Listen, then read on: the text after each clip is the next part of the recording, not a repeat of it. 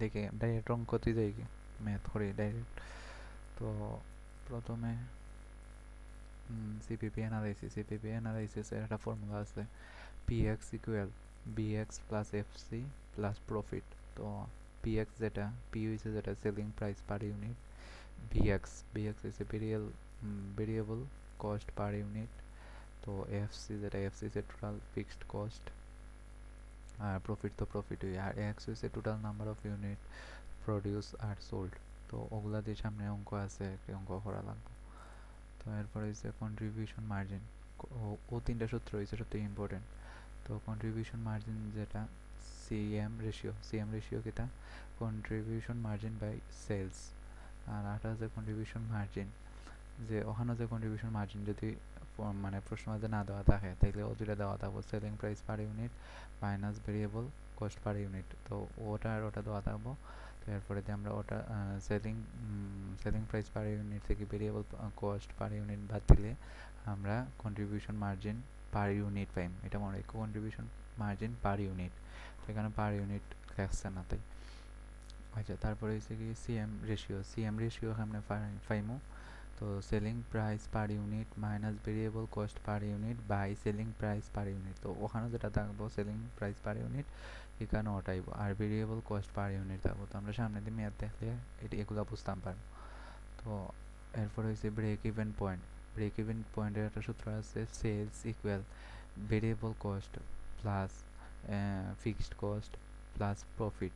তো break even পয়েন্টের একটা নিয়ম হয়েছে কি যে প্রফিট সবসময় জিরো থাকবো, ডাইরেক্ট প্রফিট হইলে মান বইব, ঠিক আছে, কিন্তু যদি খালি প্রফিট থাকে তাইলে এখানে জিরো বইব অলওয়েজ।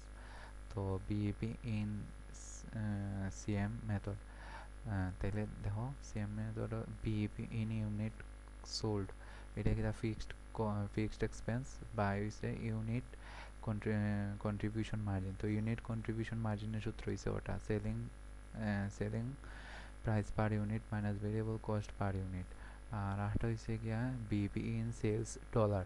তো একটা আছে ইউনিট, একটা আছে সেলস ডলারে, ডলারে থাকলে fixed expense by CM ratio. তো সিএম রেশিওর সূত্র হচ্ছে কি ওটা। তো ওখানে আগে ও সিএম রেশিওটা বার করার পরে ফিক্সড এক্সপেন্স দেওয়াই থাকবো প্রশ্ন মাঝে, তারপরে ওটা বসাইলে আমরা বিপি ইন সেলস ডলার পাইলাম। আর আমি যে এর আগে যারা ও যেন অঙ্কটা আছে এখানেও 6.5 6.5 6.5 এ প্রথমটা হচ্ছে solve for the company's break even point in unit sales using the equation method। তো দেখো এখানে আমাদের ইকুয়েশন মেথড হয়েছে, মেথড হইলে আমরা ওরকম সূত্র দেয়া অঙ্কটা হল। তো সূত্রর মাঝে দেখো মানে কিতা কিতা দেওয়া, মানে সূত্রটা কিতা, sales equal variable expense plus fixed expense plus profit.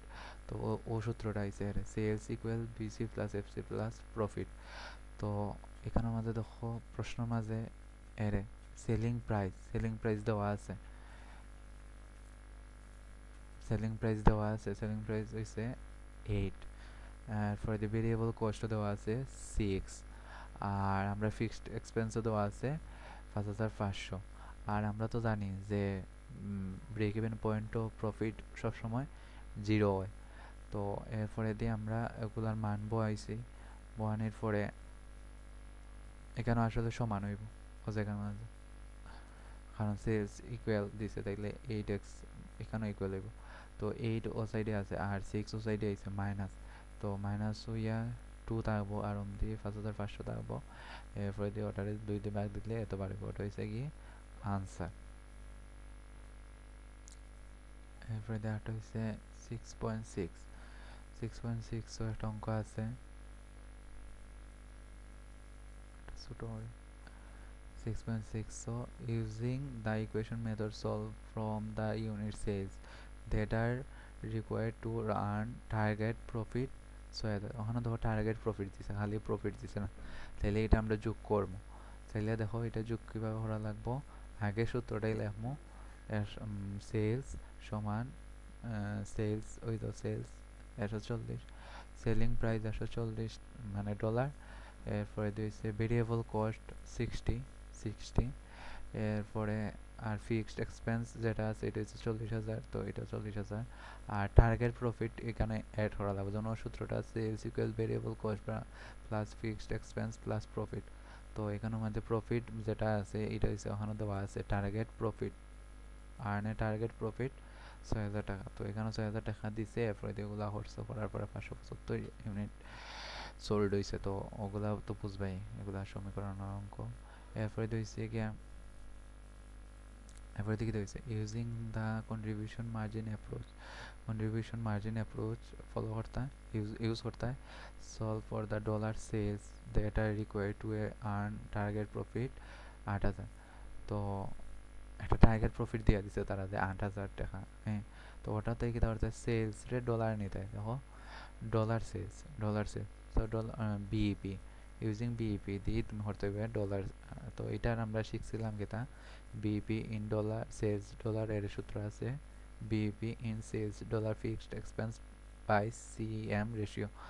তো আমরা সূত্রটাই লিখবো। আর এখানের মাঝে দেখো একটা টার্গেট দিয়েছে যে টার্গেট প্রফিট, টার্গেট প্রফিট দিয়া দিছে। তো আমরা টার্গেট প্রফিট এখানেও বহাইমু, টার্গেট প্রফিটের জায়গা যোগ করবো। আর আগের সূত্রটাই সিএম রেশিওর যেটা, এটা হচ্ছে কি তোমার সূত্রটা বহাইবা, যে সূত্রটা আছে সিএম রেশিও। আর সিএম রেশিও মানে কি, selling price per unit minus variable cost per unit by selling price per unit. তো ওর সূত্রটা ওখানে বহাইছে দেখো 140 মাইনাস 60, দেখো 140 হয়েছে সেলিং প্রাইস 140, ভেরিয়েবল কস্ট হয়েছে 60, ভেরিয়েবল কস্ট 60, আবার পার ইউনিট এরপরে দিয়ে আবার নিচে বইব সেলিং প্রাইস। তো ওগুলা ইকুয়েশন অঙ্ক করে আর পরে ও রেজাল্ট আইছে। তো ওখানেও দেখো সেম সেলস ডলার হয়েছে, সেম রেশিও একই হতা। আর এখানে হয়েছে marginal of safety, marginal of সেফটির একটা সূত্র আছে, এটা হচ্ছে টোটাল বাজেট সেলস, মানে কত টাকা বিকছে ওটা 6.7, 6.7। তো এখানেও দেখো একটা ইউনিটের দাম পড়ছে কত 1,000 করি না, 1,000। আর মানে প্রাইস সরি 1,000টা প্রোডাক্ট আছে আর 25 টাকা করি।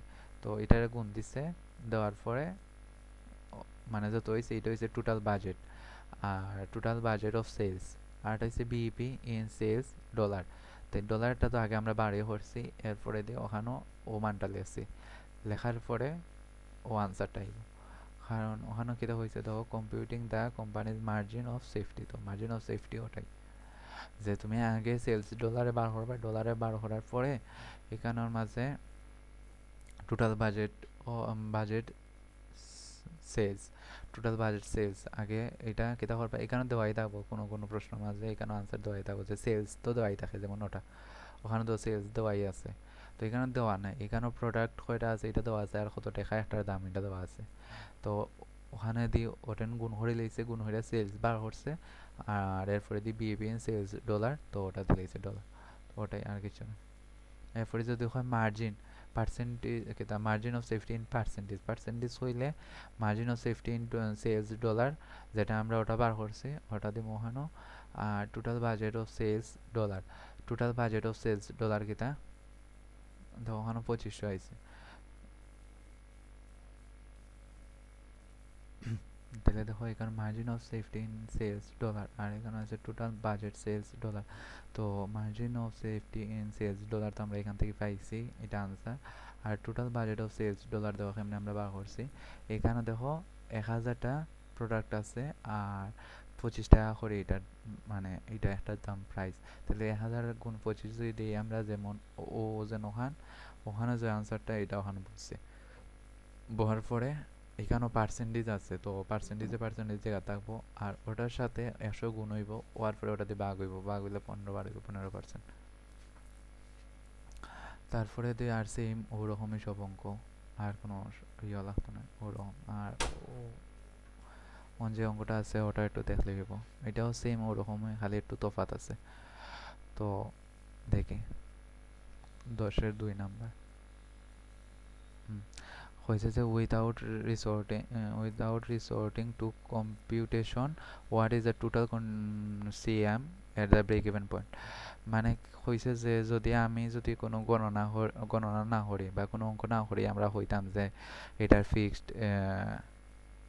এটার ব্রেক ইভেন পয়েন্টও what is the total contribution margin at the break even point, তাইলে কি হইব যদি আমরা গণনা না করিয়া হইতাম যে কি হইব, তাহলে দ্য টোটাল সিএম এর ব্রেক ইভেন পয়েন্ট ইজ এত টাকা, because at the break even point contribution margin must equal to fixed expense. তো এটা মনে রাখিও যে যে সময় এখানে ইংলিশ পড়লে বুঝতে পারবে যে because at the break even point contribution margin must, মানে কন্ট্রিবিউশন মার্জিন সব সময় ফিক্সড এক্সপেন্সেরই সমান হয়, ইকুয়াল হয়। তাইলে ও অতই যত টাকা ফিক্সড এক্সপেন্স আছে আমরা, যেমন হচ্ছেন ফিক্সড এক্সপেন্স কত আছে এত, আর আনসারও আমরা ও ওই অতই। তো এরপরে দিয়ে আমরা 3 নম্বরটা হচ্ছে একটু ইম্পর্টেন্ট আছে, আর 4 নম্বর 5 নম্বর এটা আগের মতোই। 3 নম্বরটা হয়েছে বিপি ইন সেলস ইউনিট, মানে আগে সেলস ইউনিটে তুমি বার করতে হইবা, এরপরে যে এত ইউনিট বাড়াইব ওটার লাগে তুমি একটা কিতা করতে হয়, কন্ট্রিবিউশন মার্জিন মেথডে একটা ওরকম টেবিল বানাইতে হয় আগে। তো ওটাই তো বিএপি ইন সেলস ইউনিট, তো fixed expense plus target profit.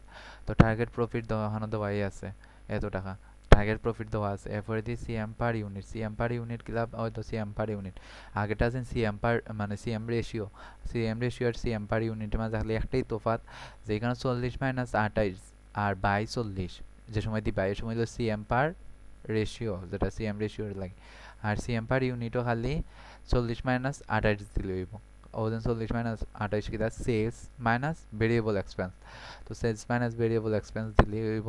তো এখানে 12 টাকা বার হয়েছে, আর এখানেও ফিক্সড এক্সপেন্স কত আছে ও এত, আর প্লাস হয়েছে 1800 টাকা, 18,000 টাকা হয়েছে কি টার্গেট প্রফিট। তো দুইটা যোগ করি এরপরে অত ভাগ দিলেছে।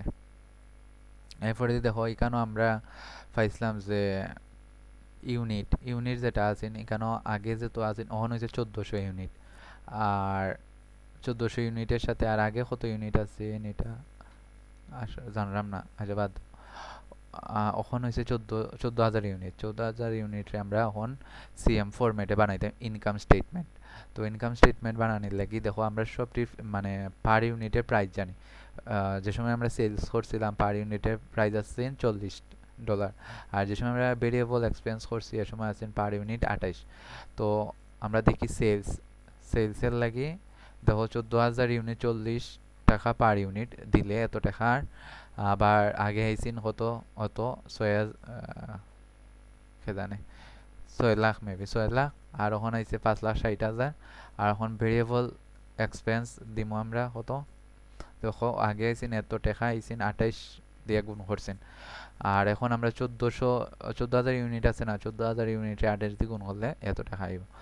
আর এরপরে দিয়ে ও দুইটার কি তখন মাইনাস ওটা মাইনাস করলে কন্ট্রিবিউশন মার্জিন আইব। আর ফিক্সড এক্সপেন্স তো সবসময় সমানই থাকবো, সমানই আছে ফিক্সড এক্সপেন্স, তো ওটা মাইনাস নেট অপারেটিং ইনকাম দিয়া ওটা থেকে ওটা বিয়োগ হয়েছে, বিয়োগ হইয়া এত টাকা বার হয়েছে। আর পার ইউনিট তো আগের মতোই রয়েছে 40 থেকে 28 গেলে কি 12, তো 12 হয়েছে। আর সব আগের মতোই, আর এখানে 4-5 নাম্বার ম্যামে করাই দিয়েছে এটাও আগের মতোই। এগুলা তুমি নিজে নিজে একটু বুঝো পারবাই, আমি বুঝাইলে এগুলা হইতো না, পারবে ওগুলা। আর যেগুলা থিওরি আছে ওগুলা তো তুমি থিওরি কি তাইব আমি সঠিক জানিও না, আর যেগুলা ম্যামে প্রেজেন্টেশন করাইছিলা ওগুলা আইলে আইতে পারে, ওগুলা একটু পড়লে আর কিছু লাগতো না।